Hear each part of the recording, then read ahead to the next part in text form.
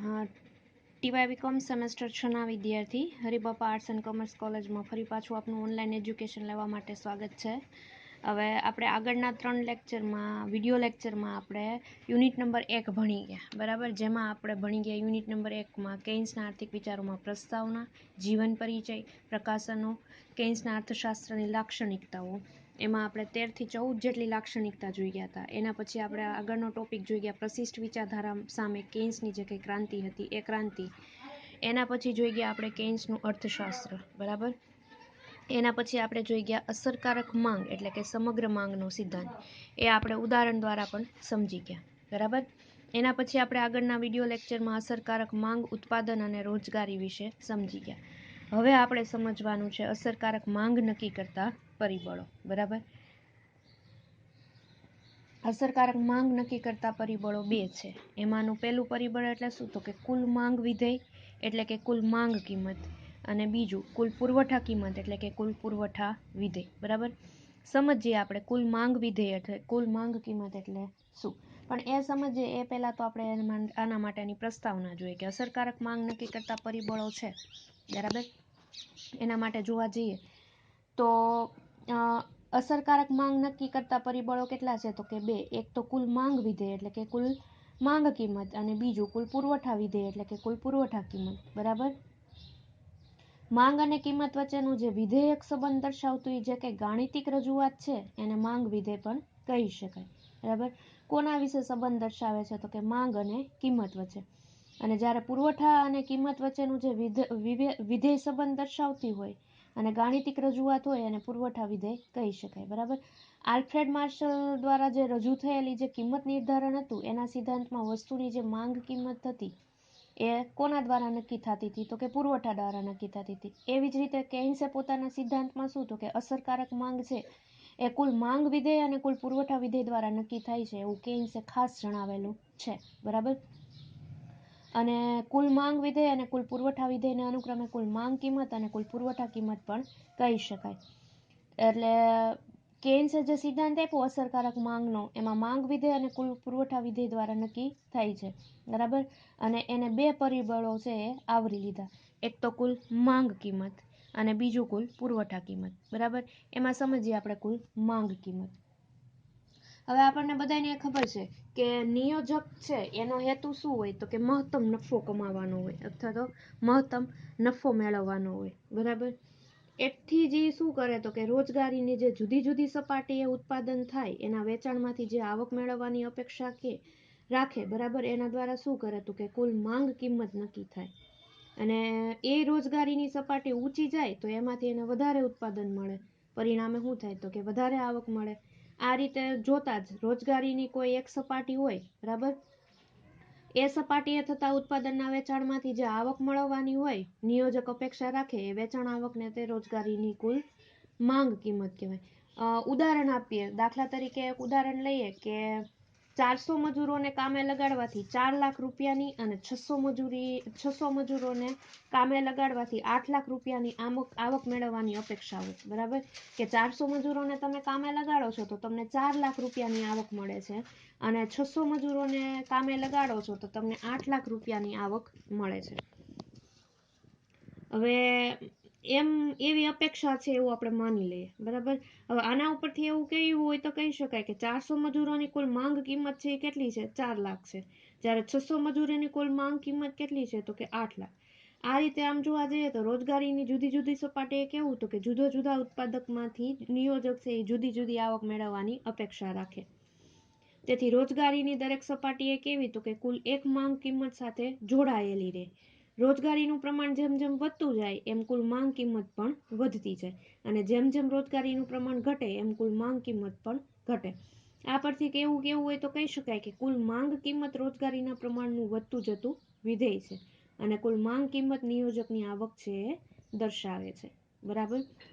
એ શું થઈ ગયું? કુલ માંગ વિધેય. હવે આપણે જોઈએ કુલ પુરવઠા વિધેય. હવે કુલ પુરવઠા વિધેય અથવા તો કુલ પુરવઠા કિંમત, બરાબર. તો એમાં આપણે કેવું હોય તો એવું કહી શકાય કે રોજગારીની કોઈ એક સપાટીએ કામ કરવા માટે નિયોજકને જે પ્રોત્સાહન મળે અને એટલી પ્રાપ્ત થવી જોઈતી જે ન્યૂનતમ એટલે કે ઓછામાં ઓછી આવકને કુલ પુરવઠા કિંમત કહેવામાં આવે છે.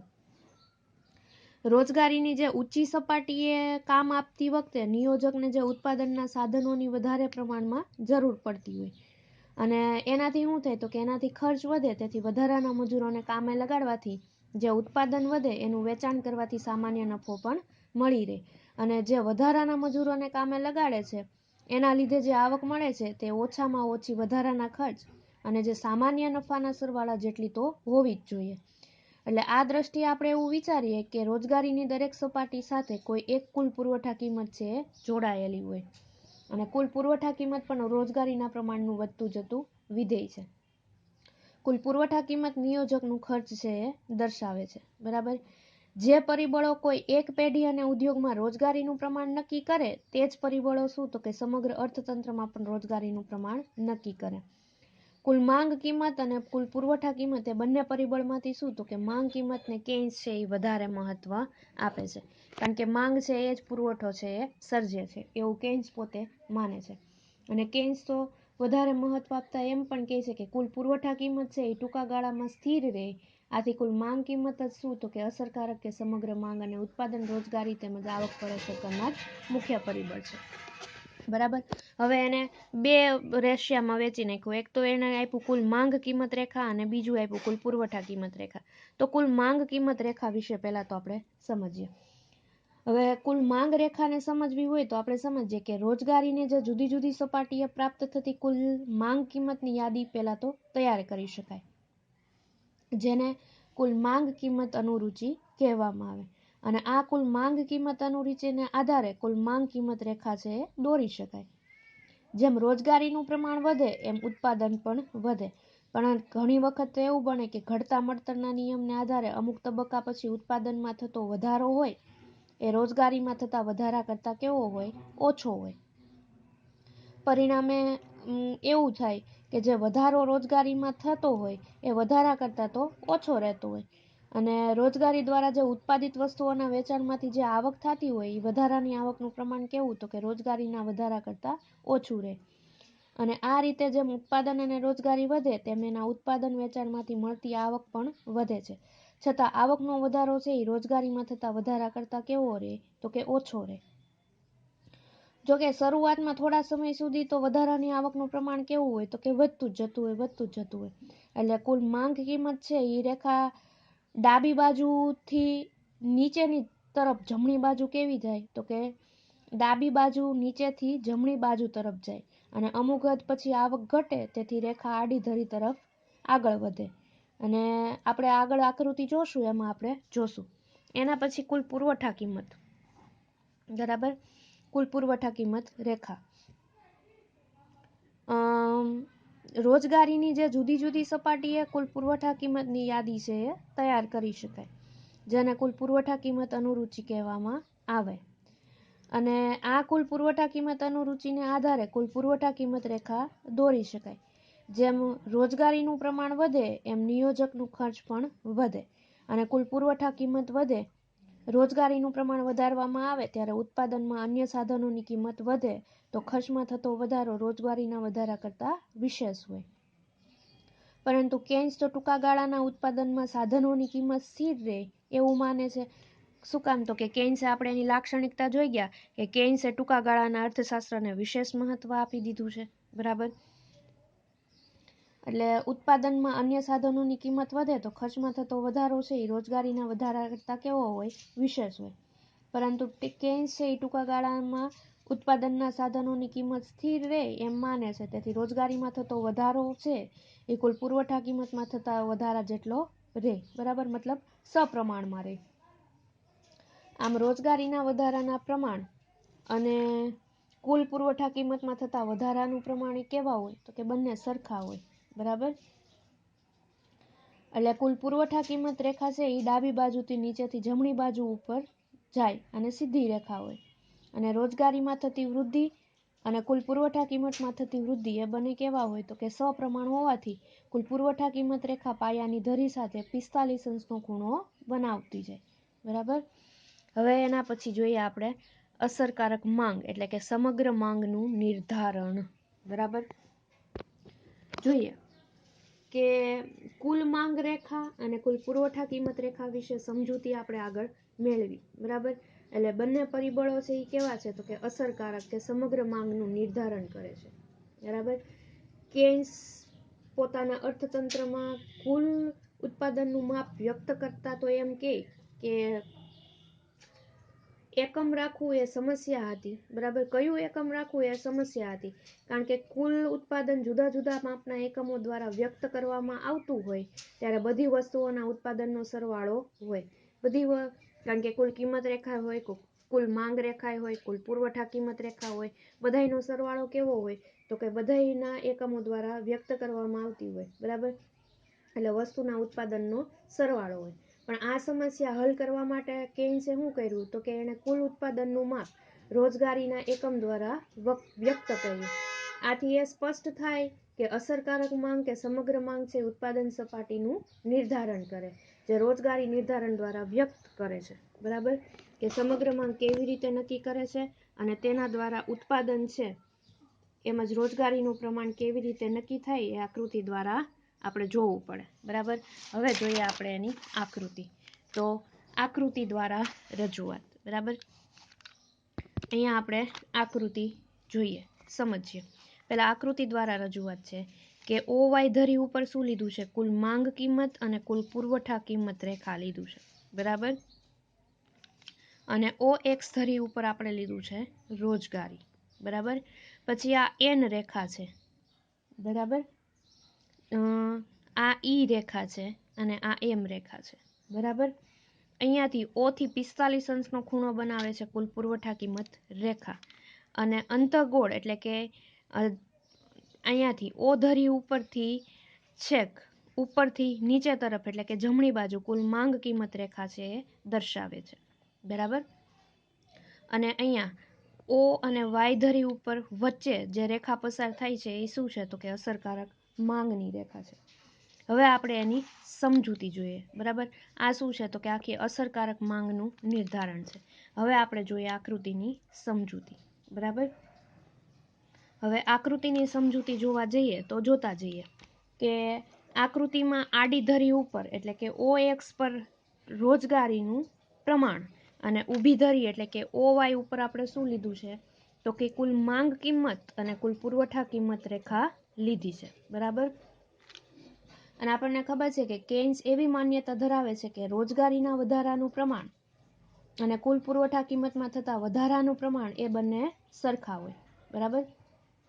શું કહે છે તો કે રોજગારીના પ્રમાણમાં એટલે કે રોજગારીના પ્રમાણમાં વધતું જાય, બરાબર.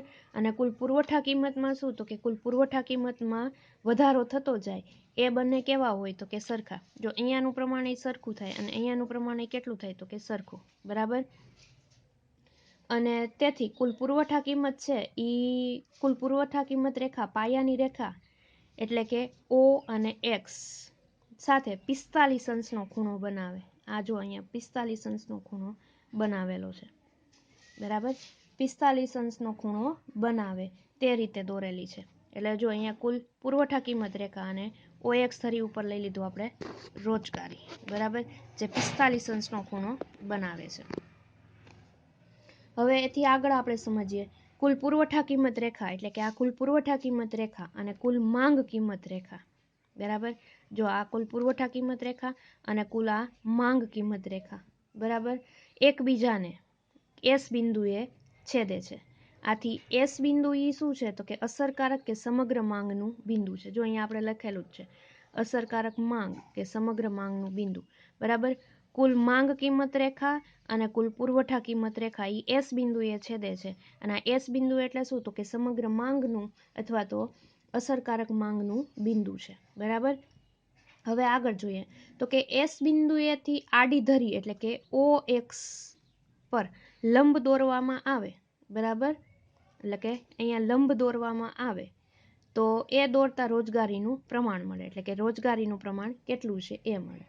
અને આપણે આકૃતિમાં જોઈ શકાય છે કે અસરકારક માંગ કે સમગ્ર માંગ છે એ S બિંદુએ નક્કી થાય ત્યારે તેને લીધે શું થાય તો કે OE, બરાબર. આ O અને E જેટલી રોજગારીનું પ્રમાણ નક્કી થાય, બરાબર. O અને E જેટલું રોજગારીનું પ્રમાણ નક્કી થાય. ક્યારે તો કે S બિંદુએથી આગળ જતા, બરાબર, એસ બિંદુએથી OX ધરી ઉપર લેવાનું થાય એટલે OE જેટલું રોજગારીનું પ્રમાણ થાય, બરાબર. હવે એથી આગળ વધીએ કે O અને M લઈ લઈએ. આ O અને E જેટલું રોજગારીનું પ્રમાણ વધે. હવે O M જેટલી રોજગારી આપવામાં આવે, બરાબર, તો કુલ માંગ કિંમત કેટલી થાય?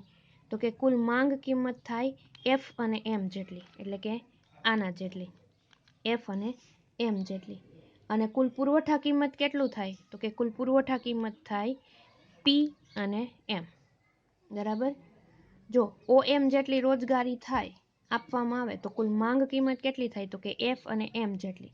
અને કુલ પુરવઠા કિંમત કેટલી થાય? તો કે P અને M જેટલી, બરાબર. આ માંગ કિંમત રેખા છે, આ કુલ પુરવઠા કિંમત રેખા છે.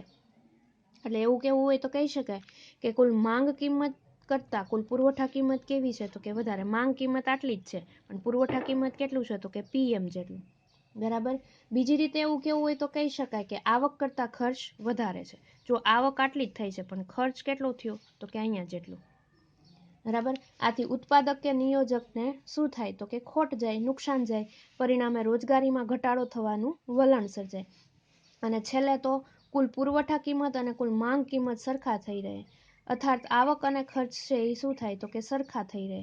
એટલે રોજગારી છે એ OE જેટલી જ નક્કી થાય છે અને જે રોજગારીનું સમતોલ પ્રમાણ છે. હવે ON માટે વાત કરીએ તો કે ON જેટલી રોજગારી આપવામાં આવે તો કુલ માંગ કિંમત કેટલી થાય? T અને N જેટલી. આ માંગ કિંમત રેખા છે, TN જેટલી થાય, બરાબર. અને પુરવઠા કિંમત કેટલી થાય?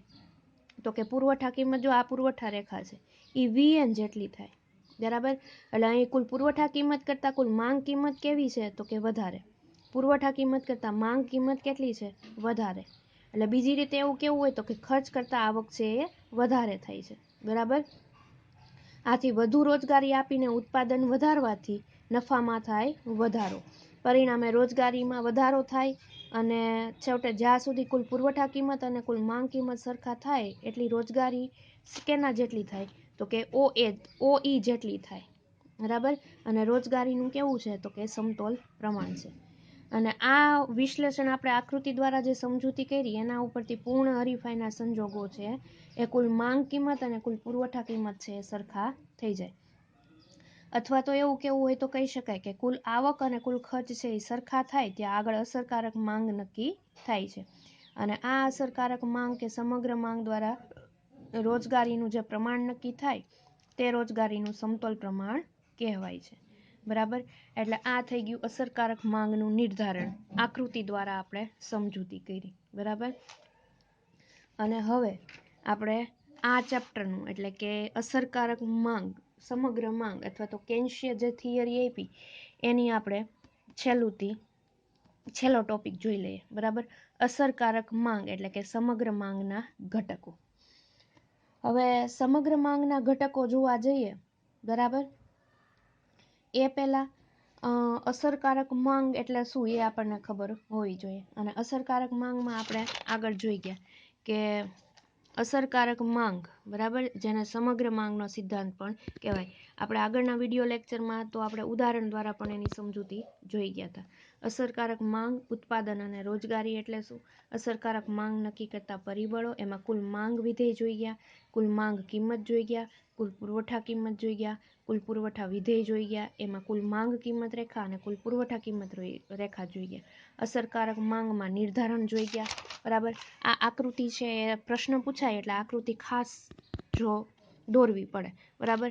અને આકૃતિ દ્વારા આપણે રજૂઆત કરી અને આકૃતિની સમજૂઆત પણ કરી. પણ આ આકૃતિ છે એ પૂછાય છે એટલે 2 મિનિટ આના ઉપર ફોકસ કરીએ, આકૃતિ ડ્રો કરી લેવાય, બરાબર.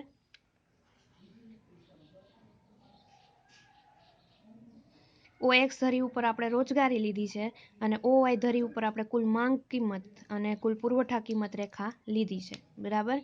અને OP રેખા છે એ કુલ પુરવઠા કિંમત રેખા દર્શાવે છે અને OF છે કુલ માંગ કિંમત રેખા દર્શાવે છે, બરાબર. રોજગારીનું પ્રમાણ કેટલું રહે છે બધા ડ્યુરેશનમાં? તો કે રોજગારીનું પ્રમાણ OE જેટલું જ રહે છે. OM છે એમાં રોજગારીનું પ્રમાણ થાય તો એમાં કુલ માંગ કિંમત રેખા ઘટે છે, બરાબર, જ્યારે કુલ પુરવઠા કિંમત છે વધે છે. ON જેટલું રોજગારી લેવામાં આવે તો કુલ માંગ કિંમત રેખા વધે છે અને કુલ પુરવઠા કિંમત ઘટે છે. એટલે ON જેટલી રોજગારી લેવામાં થાય ત્યારે આવકનું પ્રમાણ કેવું હોય? વધારે હોય. અને OM જેટલું જ્યારે રોજગારી લેવામાં આવે ત્યારે કુલ માંગ કિંમત ઘટે અને કુલ પુરવઠા કિંમત છે એ વધે છે. એટલે રોજગારી તો ON લ્યો કે OM જેટલી લ્યો, પણ રોજગારી તો OE જેટલી જ થાય છે, બરાબર. અને જે S એટલે કે સમગ્ર માંગ અથવા તો અસરકારક માંગ છે એ S બિંદુ જેટલું જ થાય છે. એટલે આના જેટલી શું થાય છે? તો કે રોજગારી મળે છે. આ આકૃતિ છે એ સમજવાની છે અને શીખી લેવાની, બરાબર. આ જે અર્ધગોળાકાર છે એ છે કુલ માંગ કિંમત રેખા, અને આ જે સીધી રેખા વચ્ચેથી 45 અંશે છેદે છે એ કુલ પુરવઠા કિંમત છે, બરાબર. કુલ પુરવઠા કિંમત અને કુલ માંગ કિંમત રેખા S બિંદુ અહીંયા છેદે છે. અને SE એટલે કે રોજગારીનું પ્રમાણ છે એ દર્શાવે છે. ON છે, બરાબર, એ T એ આપે છે. અને OM છે એ ક્યાં? તો કે અહીંયા F એ છેદે છે. કુલ માંગ કિંમત રેખા અને કુલ પુરવઠા કિંમત રેખા, બરાબર. આ આકૃતિ સમજી લેવી જોઈએ.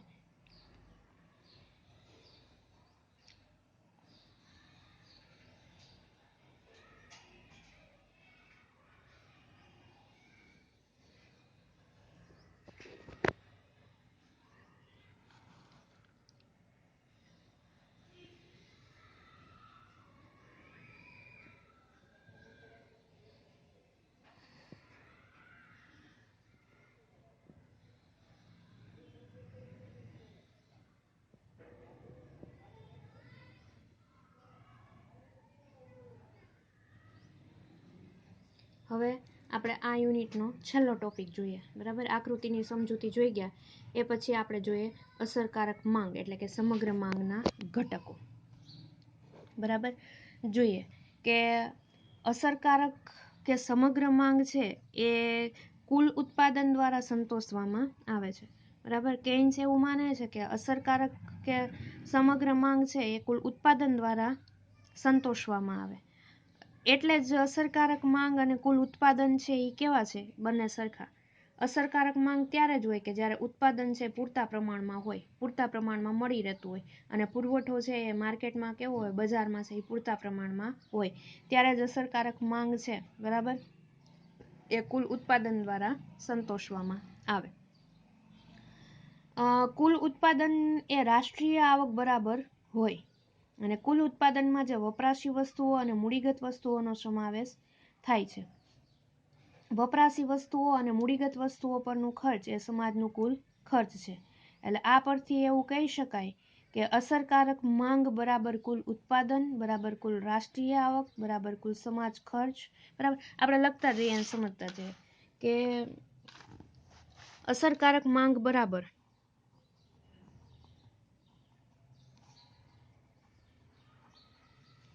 અસરકારક માંગ બરાબર જેને આપણે કહીશું સમગ્ર માંગ પણ. અસરકારક માંગ એટલે કે સમગ્ર માંગ બરાબર કુલ ઉત્પાદન બરાબર રાષ્ટ્રીય આવક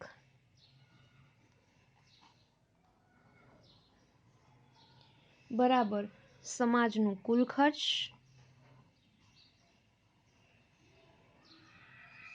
બરાબર સમાજ વપરાશી વસ્તુઓ અને મૂડીગત વસ્તુઓ પરનું ખર્ચ, બરાબર. આવું કેઇન્સ કહે છે કે અસરકારક માંગ એટલે કે સમગ્ર માંગ બરાબર તમારે શેના ઉપર? તો કે આપણે આગળ જોઈ ગયા કે અસરકારક માંગ કે સમગ્ર માંગ છે એ કુલ ઉત્પાદન દ્વારા સંતોષવામાં આવે છે. આથી અસરકારક માંગ અને કુલ ઉત્પાદન છે એ કેવા છે? બે સરખા. એટલે અસરકારક માંગ એટલે કે સમગ્ર માંગ બરાબર કુલ ઉત્પાદન બરાબર રાષ્ટ્રીય આવક બરાબર સમાજનું કુલ ખર્ચ બરાબર સમાજ વપરાશની વસ્તુઓ અને મૂડીગત વસ્તુઓ પરનું ખર્ચ, બરાબર. બધુંય સરખું થાય. કુલ ઉત્પાદન સરખું હોય ત્યારે જ રાષ્ટ્રીય આવક થાય, રાષ્ટ્રીય આવક થાય ત્યારે સમાજનું કુલ ખર્ચ હોય, સમાજનું કુલ ખર્ચ હોય ત્યારે સમાજ દ્વારા વપરાશી વસ્તુઓ અને મૂડીગત વસ્તુઓ પરનું ખર્ચ. એટલે આ બધાને શું કરી લીધું? તો કે સાથે લઈ લીધું છે. અને આ બધુંય સરખું હોય, બધાયનો સરવાળો એક સરખો હોય તો સમગ્ર માંગ છે એ એક સરખી રહે, બરાબર. એટલે સમગ્ર માંગને સંતોષવામાં મુખ્ય ઉત્પાદન છે એ મહત્વનો ફાળો આપે છે, બરાબર. અને કુલ ખર્ચમાં સરકારના ખર્ચને પણ લક્ષમાં લેવું જોઈએ, બરાબર. એટલે કે આ જે સરકારનું ખર્ચ છે, બરાબર, સમાજનું કુલ ખર્ચ છે, એવી જ રીતે સરકારના ખર્ચને પણ શું લેવાનું, તો કે સરકારના ખર્ચને પણ લક્ષમાં લેવું જોઈએ. કારણ કે કુલ ખર્ચમાં સરકાર દ્વારા થતા વપરાશ ખર્ચ અને મૂડીરોકાણ ખર્ચનો પણ મોટો હિસ્સો હોય છે, બરાબર. શું કહે છે, તો કે કુલ ખર્ચમાં સરકારના ખર્ચને પણ લક્ષમાં લેવું જોઈએ. કારણ કે કુલ ખર્ચ એટલે શું, તો કે આવક કરતા ખર્ચ છે એનું પ્રમાણ વધારે હોય. ટોટલ જે સમાજ દ્વારા કરવામાં આવે છે એ ખર્ચ, બરાબર. અને સરકાર જે કાંઈ ખર્ચ કરે છે એને લક્ષમાં લેવું જોઈએ. અને કુલ ખર્ચમાં સરકાર દ્વારા થતો જે કાંઈ વપરાશ ખર્ચ છે અને મૂડીરોકાણ ખર્ચ છે, બરાબર, એનો મોટો હિસ્સો હોય. કેવા હિસ્સા? બે કહે છે. એક તો કયો ખર્ચ, તો કે સરકારનો ખર્ચ, બરાબર. સરકારના ખર્ચ બરાબર શું કહે છે, તો કે વપરાશ ખર્ચ પ્લસ મૂડીરોકાણ ખર્ચ. આ બે ખર્ચ હોય ત્યારે શું થાય છે, તો કે સરકારનો ખર્ચ થાય.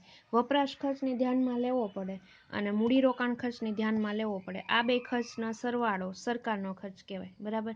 વપરાશ ખર્ચમાં જે કાંઈ ઉત્પાદનની વસ્તુઓ આવે, જીવન જરૂરિયાતની વસ્તુઓ આવી, અને મૂડીરોકાણ તો કે બચતને રોકાણમાં પરિણામવાની જે કાંઈ સુવિધા છે એ.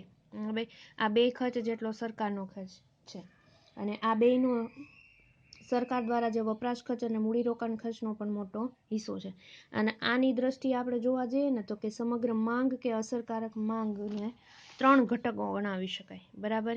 એમાં પહેલો ઘટક આપણે લખવું હોય તો એવું લખી શકાય કે વપરાશ ખર્ચ, બરાબર, આવી ગયું વપરાશ ખર્ચ. બીજો ખર્ચ લખવું હોય તો લખાય મૂડીરોકાણ ખર્ચ, આ મૂડીરોકાણ ખર્ચ, બરાબર. અને ત્રીજો ખર્ચ લખવું હોય તો એવું લખી શકાય, ત્રીજો ખર્ચ લખવું હોય તો લખાય સરકારી ખર્ચ, બરાબર. આ 3 ખર્ચ છે એ અસરકારક માંગમાં જરૂરી છે. એટલે આથી જ આના ઉપરથી એવું કહી શકવું હોય તો કહી શકાય કે રોજગારી બરાબર અસરકારક માંગ બરાબર સમાજનું વપરાશી અને મૂડીરોકત વસ્તુઓ પરનું ખર્ચ પર સરકારનું વપરાશી અને મૂડીગત વસ્તુઓ પર ખર્ચ. સૂત્ર દ્વારા એ સમજીએ, બરાબર. શું કહેવાય, તો કે આ ત્રણેય ઉપરથી આપણે એવું કહી શકાય કે રોજગારી